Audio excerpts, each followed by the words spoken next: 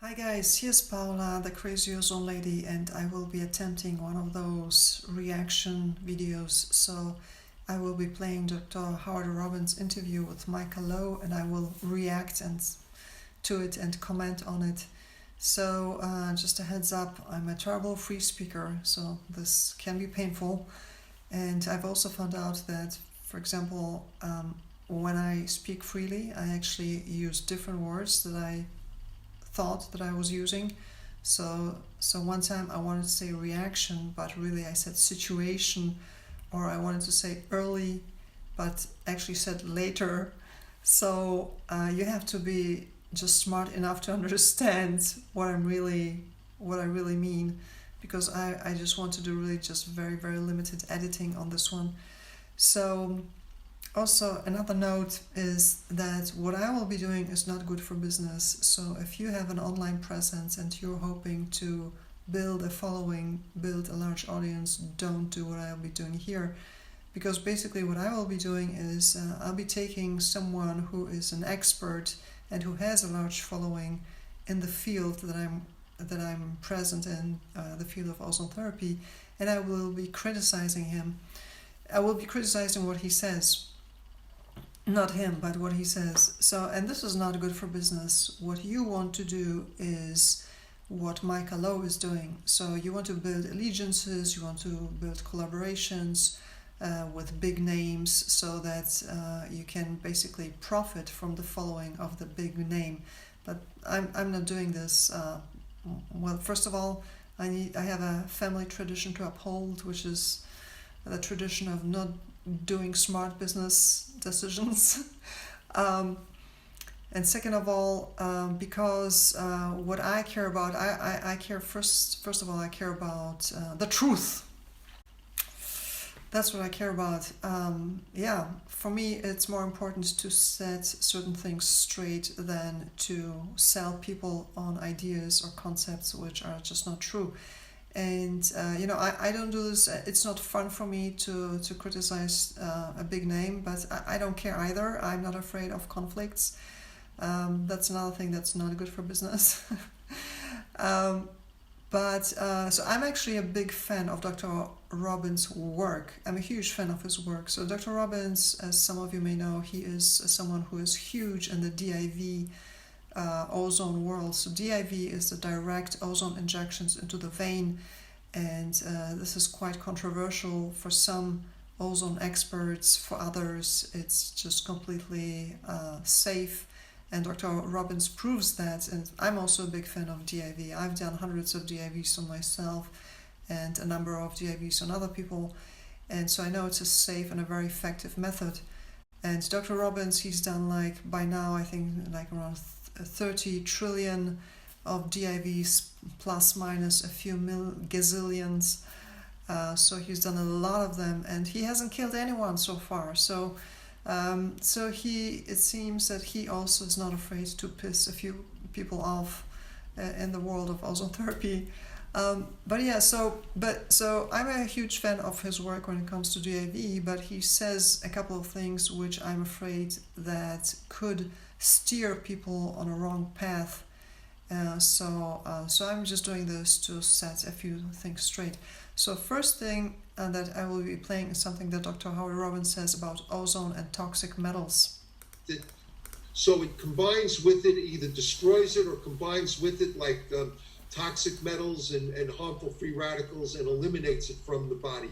In fact, it'll even chelate toxic metal off nerve tissue, including brain tissue, which no other form of chelation therapy can do.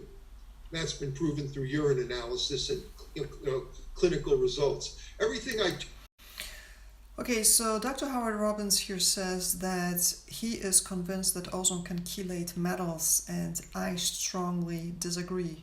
As much as I would like to believe this, me being a huge fan of ozone and having done really hundreds of hours of ozone on myself, this is just not true. This can be true.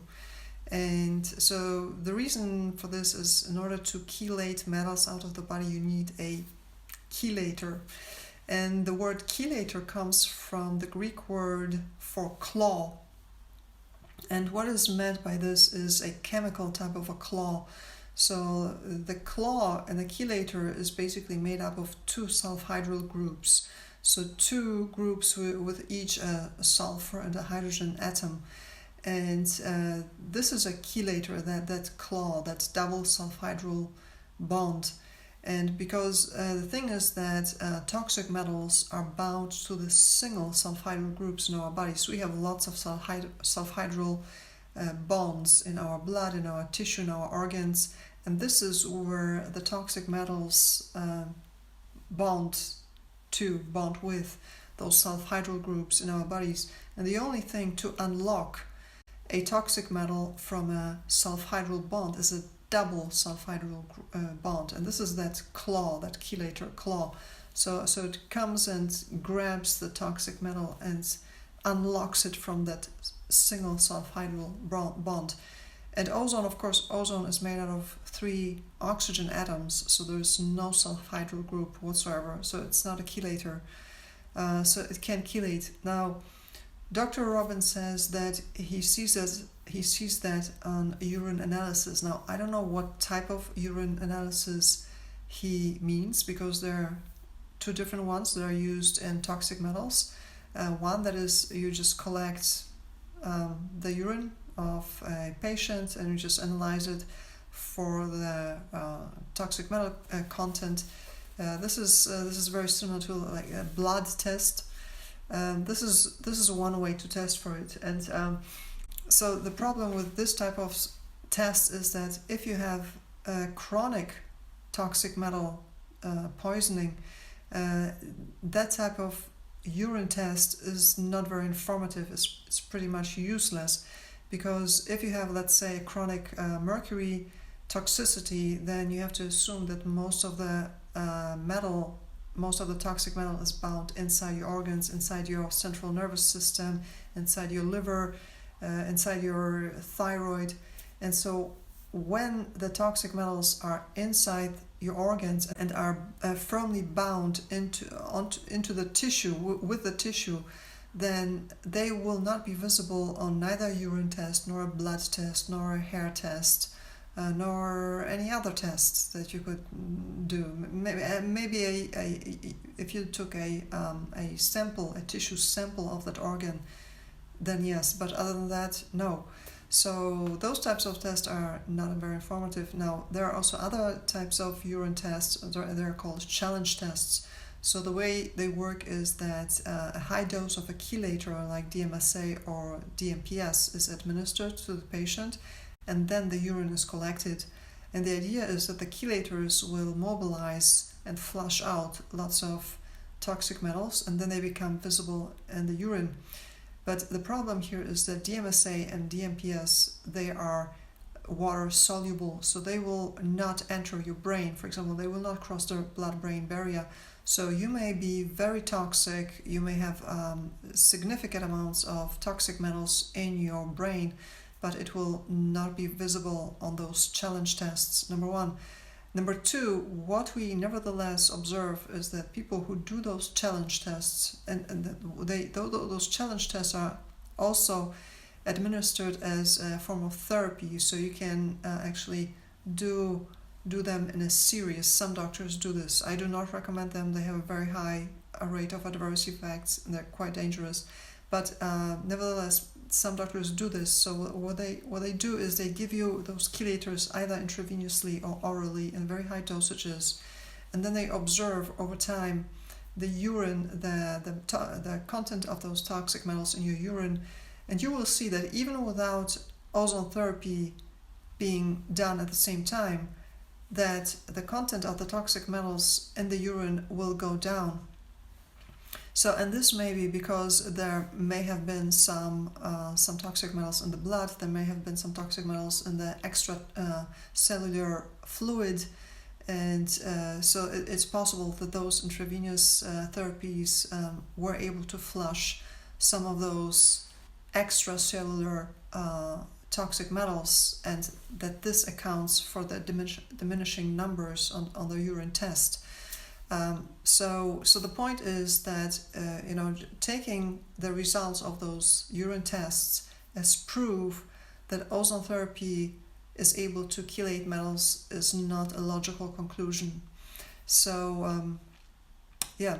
Well, another thing that Dr. Howard Robbins says is that he observes this clinically, that he basically observes that people, their neurological symptoms during ozone therapy improve. And so he makes that conclusion that this must be because ozone therapy was able to remove some toxic metals. This is unfortunately also not a logical conclusion. You can't say, just because neurological symptoms got worse, that means that ozone therapy chelated metals. Unfortunately not, because ozone therapy by itself, it can improve a whole range of neurological symptoms. It can lift your mood, it can improve your concentration, it can clear your head, it can improve tremors, nerve pain, all sorts of neurological issues that can improve, and this can be for a wide number of reasons which have nothing to do with toxic metals. Just because of the ozonides, of the ozone byproducts that are created, it's possible and probably likely that this is what gives those neurological benefits. So this is also that, it's simply not a logical conclusion that Dr. Robbins makes here. And in my opinion, ozone definitely does not chelate metals. For that, you need chelators. Okay, next, Dr. Robbins will say something that I find quite interesting, that I will use to come back to it a little later. Now, the reason I give the ranges is because ozone is not a guided missile when it enters your blood. I can't whisper in its ear, go after HSV1 today, leave all the other viruses alone. Okay, this is great. This is a great image that Dr. Robbins uses here. He says that ozone is not a guided missile, that it does what it does independent of what the doctor says. And so I will come back to this because the interesting thing is that although Dr. Robbins says this about ozone, it will become clear that he uses this idea of a guided missile on vitamin C. Okay, next Dr. Robbins will talk about how come that he sees so few adverse reactions and so few Herxheimer reactions during that pretty intense ozone protocol that he devised. And number one, he says drinking lots of water. They need to drink at least 3 to 4 liters of pure, healthy water every day. Well, this is pretty crazy. I mean, 3 to 4 liters of water every day. This is like a 3/4 of a gallon. And so this is an idea that I think has been long debunked, and we know that the mineral water companies had a hand in creating this idea that everyone, a few years back, everyone had to supposedly drink 8 glasses of water every day, no matter whether you were 5 feet tall or 7 feet tall, like everyone had to drink 8 glasses of water. And this is of course nonsense. And we also see that those types of things, it's like kind of like a fashion that comes and goes. They're like trends. So there's for a number of years, people in the alternative health community, you heard that phrase repeat over and over again. Everyone needs to drink water, drink water, drink water. But with time, we have seen that people kept drinking all that water, and people did not get much better. So if you're someone who's chronically sick and you're drinking water, it's not going to do much. So really, drink water. If you're thirsty, drink water. But what drinking water certainly helps with is with puncturing veins. So this really helps make the veins bigger and plumber and easier to inject. So that's true. Okay, next Dr. Robbins talks about vitamin C and ozone, and this is a pretty controversial subject. So let's see what he says about that. Lots of water. Number 2, vitamin C. I have patients taking vitamin C to their stomach tolerance, whatever amount that is, anywhere from 1 one scoop of powder or one tablet, up to the entire container if they could tolerate it safely every 2 hours. That means 5 or 6 times a day they're getting a dose of vitamin C, because you're only going to absorb so much at any given moment in time. And I want it constantly in their blood. Keeping in mind, vitamin C is not a vitamin, it's a coenzyme. It's necessary in every cell of your body for virtually every cellular reaction that takes place, at least in the healthy cells. So vitamin C is key and essential also in preventing oxidative stress. And that's probably another major reason why the Robbins method is safe, because we don't see any oxidative stress reactions whatsoever, okay? And I think vitamin C is key and essential to blood flow, which helps make it easier and more comfortable to get the therapy on those little itty bitty veins we often have to use. And at the same time, Yeah, so this is very interesting. I've always wondered how come that it's possible that Dr. Robbins uses such high ozone concentrations, because he loves the ozone concentration of 55 micrograms per milliliter. And this is my experience, this is very high, and with such a high concentration, the risk of developing phlebitis or vein inflammation is very high. I actually used those types of concentrations in order to close varicose veins, because varicose veins can be easily healed and easily treated with ozone, but for that you need possibly a high ozone concentration between 50 and 70 micrograms per milliliter. And I was always wondering, how come that Dr. Robbins is able to administer those high concentrations without damaging people's veins. And well, they still get damaged in some patients from what I understand, but his occurrence is much lower than I would have expected. And this vitamin C explanation, it fits perfectly. So this explains it, how come that he doesn't see cases of phlebitis that often. And so he basically, the people are loaded on vitamin C, and he says he doesn't see any signs of oxidative stress. Now, it's not clear what he means by that, but given that he was talking about veins, that what he probably means is even phlebitis, so the inflammation of the vein. He probably means that. And so this is a perfect example how a doctor says one thing but really does another thing. So, and this will become clear when we proceed further on. But it's clear that he uses vitamin C because it's able to counteract ozone's oxidative and vein damaging effects. So he basically, through his work, he admits that that's what happens, that vitamin C will cancel out some of the ozone effect. It helps transmit the ozone and all the dissolved ozone in all the different forms that it has throughout the body quickly. It also helps in vein repair. I mean, it has so many important factors. That's why I chose vitamin C. And then last but not least...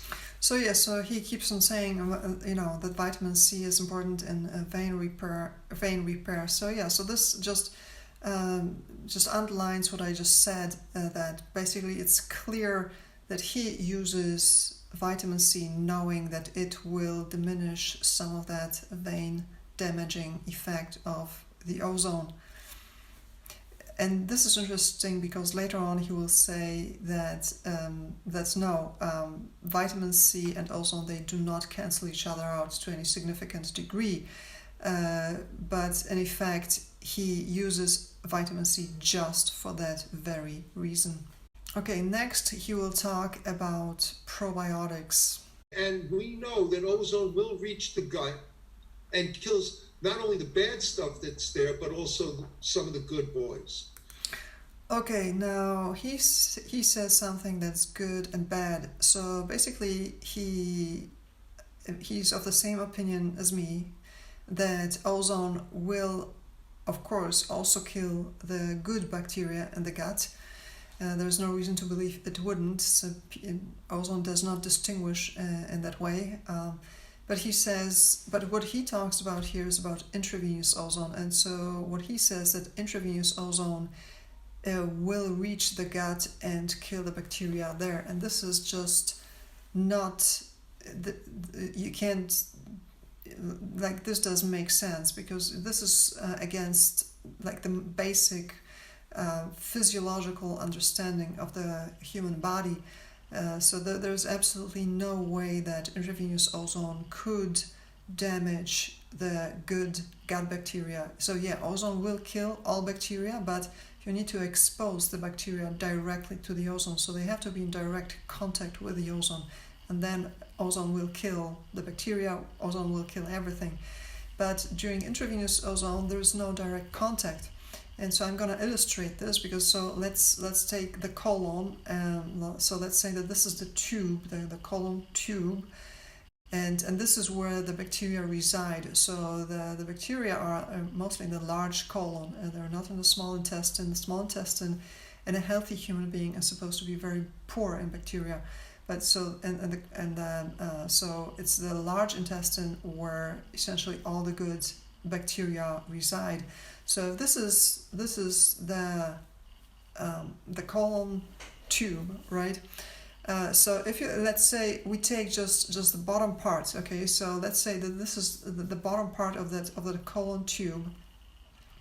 So the bacteria are in that gel-like mucus. So the whole colon is laid out with a gel-like substance, like a watery substance, and that's the mucus, and this is where the bacteria reside. And even if you look at that mucus, then there's the first part, the bottom part of the mucus, that one that is closest to the colon wall itself, is actually completely void of bacteria. There are no bacteria there. The bacteria really only reside in the top part of that mucus. And that mucus, of course, there are no blood vessels. It's not part of our human body. It's not some human body tissue. It's just a gel-like substance. So there's absolutely no way that when you do intravenous ozone, that ozone could somehow reach the bacteria that is in the top part of that mucus and damage it. You could actually, if at all, make an argument that intravenous ozone could potentially stimulate the production of additional mucus, and hence produce even more of that medium, because that mucus is the medium on which and where the bacteria grow and reside. So maybe you could rather make that type of argument. But to assume that intravenous ozone would damage the gut biome, no, there's absolutely no reason to believe this. Now, if you want to buy Dr. Robin's probiotics, which I haven't tried, I don't know, you can, and if they will help you, that's great. But just like with everything, really everything, probiotics can actually also be detrimental to some people, especially if you're histamine intolerant, because most of probiotics on the market also have strains which produce histamine. And if you're already histamine intolerant, this can cause further problems. So just be aware of this. But you can do the probiotics if you're not histamine intolerant, that's fine. But please don't do this because you're thinking that intravenous ozone caused some damage to your gut biome. That's not happening. Okay, here Micah will again ask Dr. Robbins about the combination of vitamin C and ozone. How people use it. But one of the topics that comes up frequently is ozone therapy and vitamin C. Many people see them as diametrically opposed because vitamin C is a very strong antioxidant and ozone an oxidant. So what would you say to somebody that is a naysayer of combining those two treatments? Vitamin C is in our cells and in our healthy cells doing its job. Ozone doesn't get into healthy cells because of those antioxidant enzymes. Ozone is going to meet only a small amount of vitamin C in our blood, as well as any other pharmaceutical and nutraceutical. So that neutralization effect is minimal. What we did find, however, when we do intravenous vitamin C, is that it should only be done after direct IV ozone. So we wait 30 minutes to make sure that all the ozone has been gone, used up, and then we can give them intravenous vitamin C, 25 to 50,000 milligrams. And we used to use up to 200,000. Okay, so this is really funny because so he says those two do not cancel each other out. Vitamin C and ozone do not cancel each other out, but we still wait until we give the vitamin C, just to make sure that it really doesn't cancel anything out, number one. Number two, he admitted before that he uses the vitamin C to prevent that ozone effect, that vein damaging ozone effect. So he basically, his actions speak louder than his words. It's clear that he knows of the effect of vitamin C, that it cancels out some of the ozone effect, and that he uses the vitamin C just because of that very reason, just because to achieve that very effect. And but yet when he wants to sell you additional vitamin C IVs, then he'll tell, no, it doesn't really cancel out each other, we just wait half an hour and then we're good to go. And I don't know, it may be true, the half an hour may be enough, and in my opinion, it's better to wait several hours. I think, in my opinion, it's better to do one thing in the morning and the other one in the evening, just to really have no canceling effect at all, or even on alternate days. I think that's the best approach. And also another fallacy would be to think, well, I've done those treatments at Dr. Robbins' office and I've seen great results, and he always gave me the vitamin C, right after the ozone, and it was fine. Yes, just because you received some good results does not mean that there was some canceling out happening, because just vitamin C alone can produce great effects.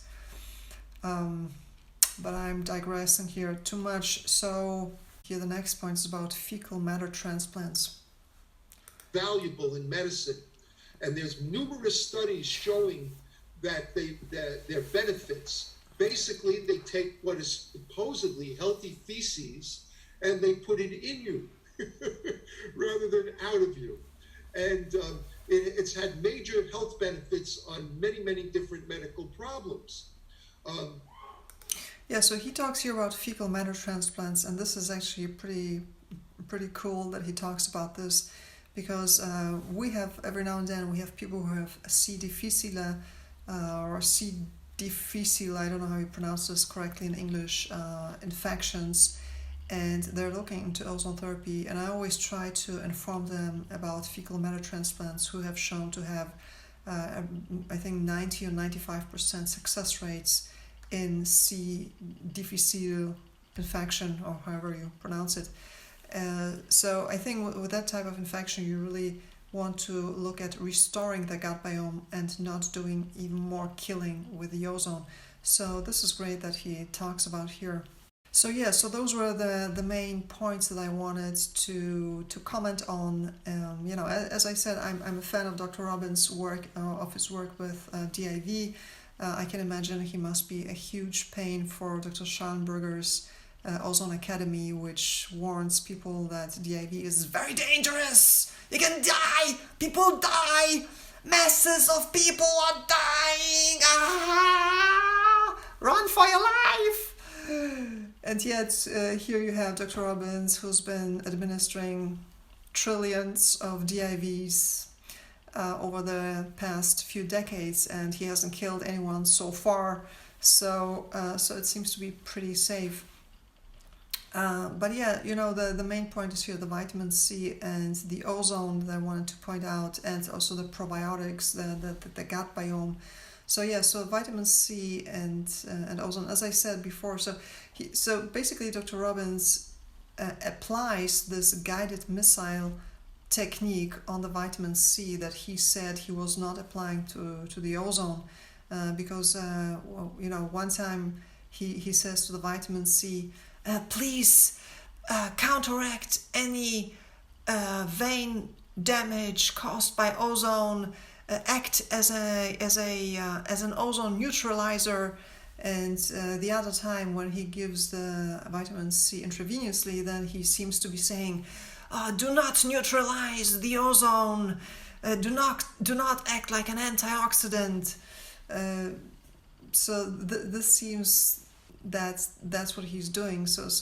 But his actions really speak louder than words, and it's clear that he is using the vitamin C just for the very fact that vitamin C can neutralize some of the ozone damage. So this is what I wanted to point out, and guys, I hope this was not too painful. There were also a few other points that I disagree with Dr. Robbins, but those were the main ones that I wanted to set straight. But remember, I'm just a crazy ozone lady. Do not take this as medical advice. This is just for informational purposes. If you're sick, go see Dr. Robbins. So thank you very much for watching, and if you want to talk one-on-one with me, just go to thepowerofozone.com/book me. See you guys.